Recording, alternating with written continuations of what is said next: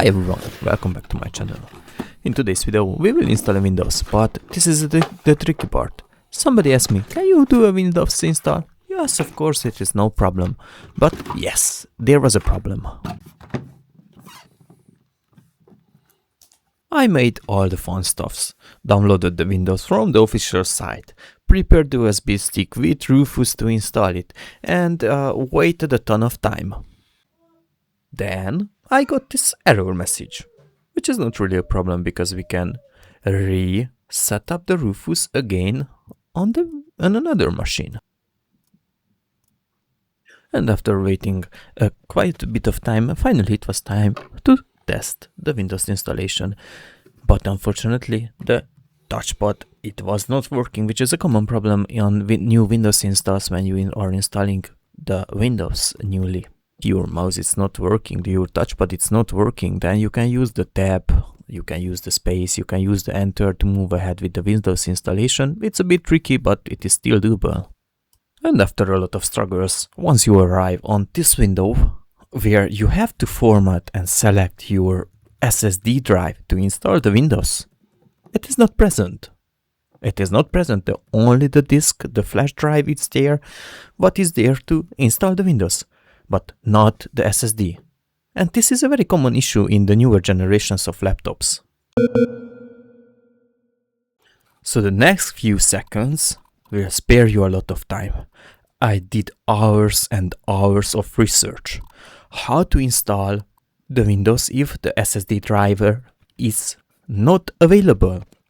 First of all, you have to find the driver of the SSD and the driver of the chipset, because the newer Windows are using that installation method.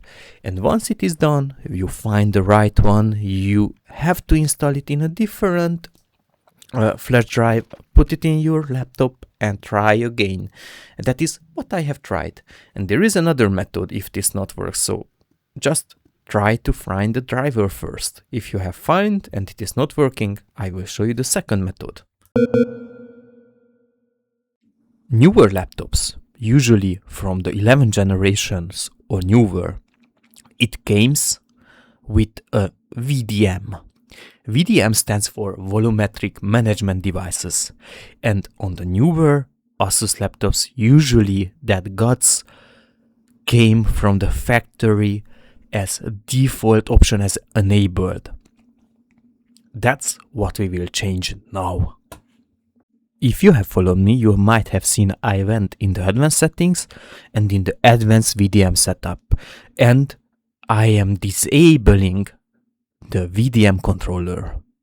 Another main question is, why do you need to disable it? Because you are using a single drive. You can easily disable if there is a single SSD drive in your laptop. It should be no harm on your laptop. But if you are using multiple SSD drives, then it's usually advised to keep it enabled and have your Intel RST VDM controller installed on your Windows as a driver.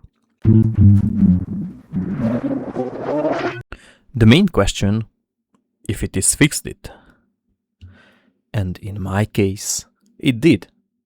If it did fixed for you as well, in the similar way how it is in mine, and you are able to see your hard drive, your SSD drive with one of those two methods, hit the like and leave your comments below. Thank you very much.